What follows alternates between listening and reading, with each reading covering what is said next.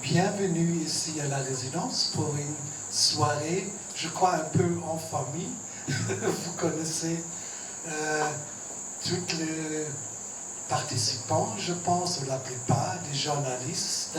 Je suis très heureux parce que je suis presque 3 ans dans le pays et c'est la première fois qu'on a un atelier de Deutsche Welle ici.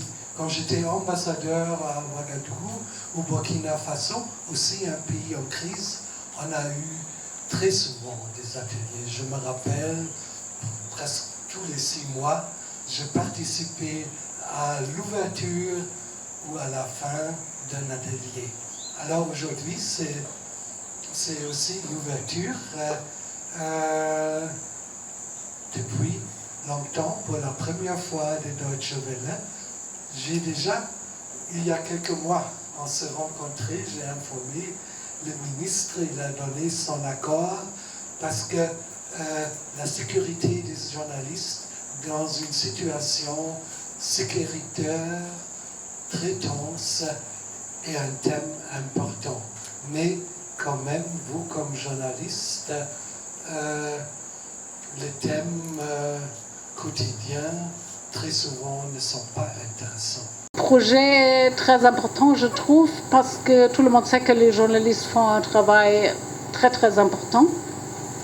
C'est d'informer la population ce qui se passe autour d'elle, mais ils ne peuvent pas exercer leur métier s'ils ne sont pas protégés. Et c'est pour ça que notre atelier vise à montrer un peu comment les journalistes peuvent éviter les risques, comment ils peuvent reconnaître les signaux d'alarme et comment ils peuvent se protéger dans un environnement qui est parfois un peu, disons, délicat et même parfois dangereux. Et dans notre formation, nous traitons pas seulement la protection physique, mais aussi la protection numérique et la protection mentale.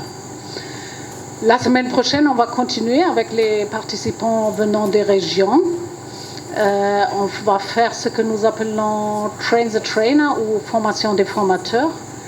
On espère qu'après cette petite formation, les participants vont organiser leur propre formation dans les régions pour toucher plus de journalistes avec ce projet. Nous savons que le Congo est un pays immense avec d'innombrables journalistes, mais nous espérons avec cette formation de contribuer un tout petit peu à ce que quelques journalistes puissent travailler dans une situation un peu plus protégée.